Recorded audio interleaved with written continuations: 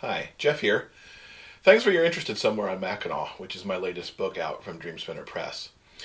This is part of their States of Love series, which takes love stories and sets them in each of the 50 states. This particular one is set on Mackinac Island, Michigan, and takes place between Jordan Monroe, who's a Chicago businessman who comes up to the island to enjoy a weekend away from the city and to the Somewhere in Time fan celebration weekend, and Miles Colter, who's an island native who runs a stable on the island.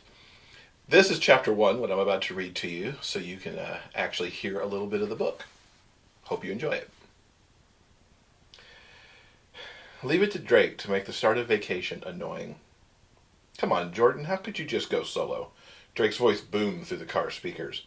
How's it going to look to our colleagues that you've gone off on a romance weekend on your own? Unbelievable.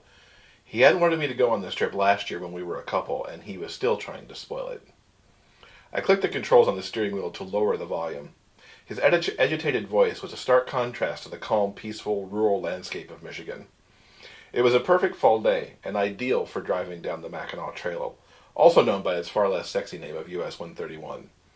Until the phone call, I'd been cruising along and enjoying the farmland, mostly bare trees and lack of traffic.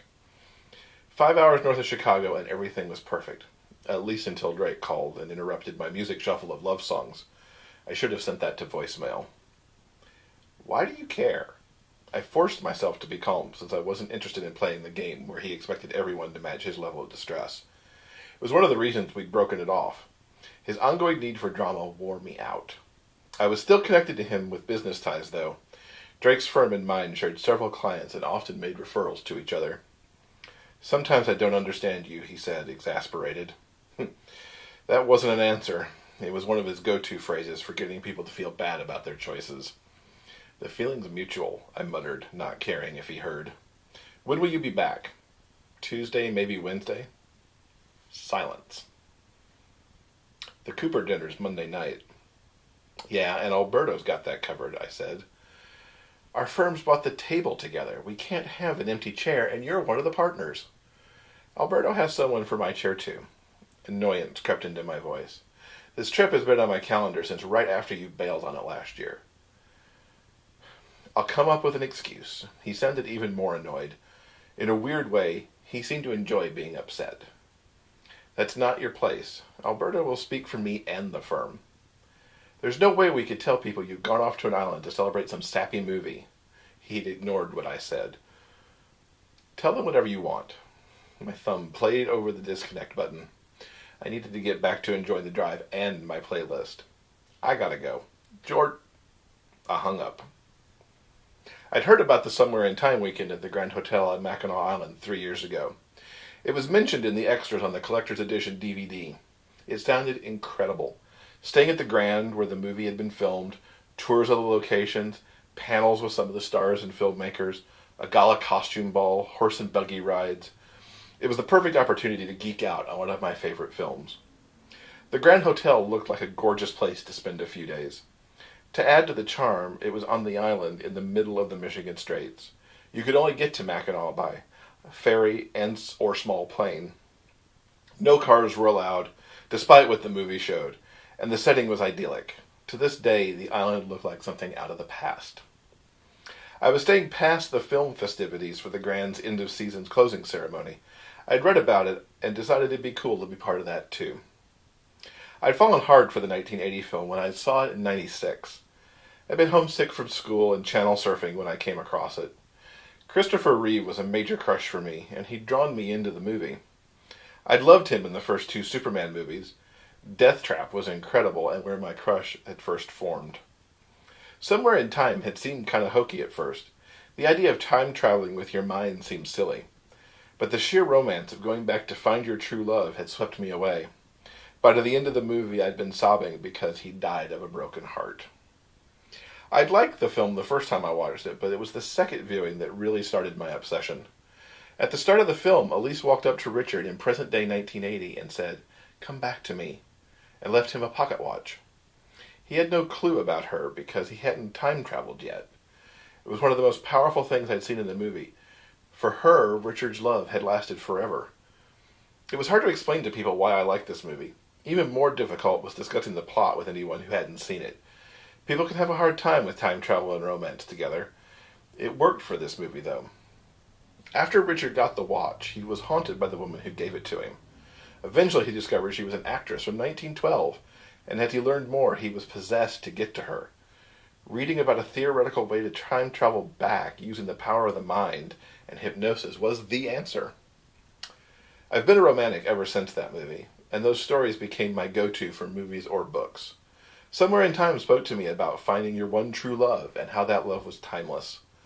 I wanted to feel all the emotions that flooded me when I watched the movie. The hope as Richard met Elise the first time, the spark they shared dancing, their growing attraction and immense happiness with each other. I didn't want the crushing heartbreak they had, but it showed me how intense their bond was. That was the heart of the story. Even at 16, I knew I wanted a love like that. I'd had 4 serious boyfriends since then, and none of them had been that love. I'd met Drake at a reception for a mutual business contact.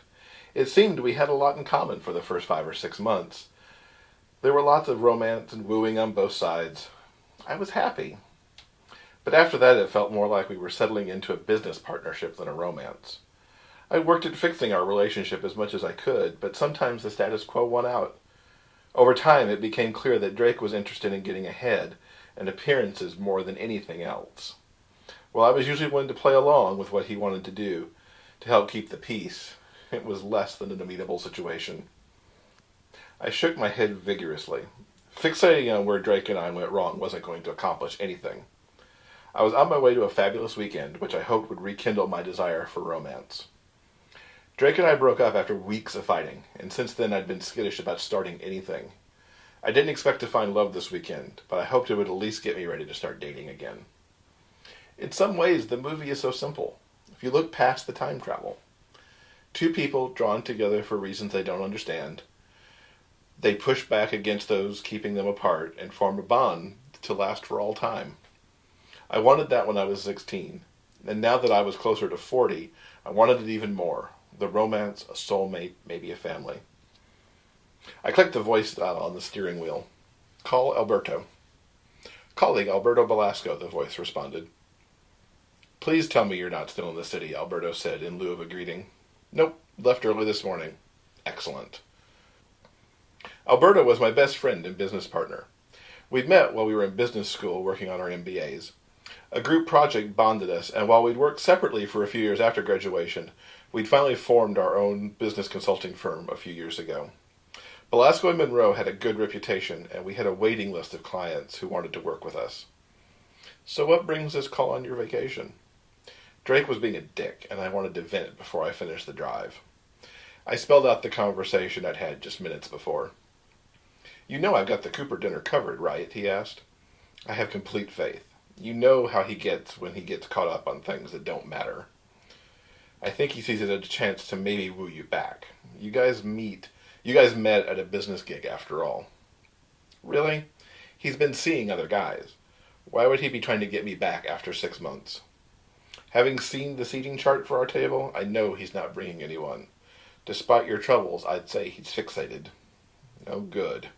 Sarcasm spilled out in my voice, and I rolled my eyes. Let it go, man. You're on vacation. It's going to be great, and when you get back, you'll be relaxed and ready to get out there again. Hopefully it's that easy. Alberto gave a uh-huh with some attitude that made me smile. Listen, would you mind if I turn the phone off when I get to the island? I can't have it out during events since the organizers are trying to keep an authentic feeling to the weekend, and neither 1980 nor 1912 had iPhones. Plus, I don't want to leave myself open for another annoying phone call. Not at all, Alberto said. I can't imagine I'll need to track you down over the next few days, and if I do, I can go old school. Call the hotel and leave you a very quaint message. We laughed. Alberto's sense of humor was one of the reasons he was such a great friend and business partner. Few things stressed him out. Thanks, I said. But if you decide to time travel, let me know so I don't wonder where you are next week. It's a deal. You'll be the first to know. And I'll remind you not to travel with any rogue pennies. I would hope so. His laughter put me in exactly the mindset I needed. Carefree. Okay, he said. I'm hanging up and you're turning off the phone. Later, man. I disconnected the call and was happy to put aside that aspect of the modern world. So there's a look at Chapter 1 of Somewhere on Mackinac. I hope you enjoyed it. You can pick it up at dreamspinnerpress.com, amazon.com, and anywhere else ebooks are sold.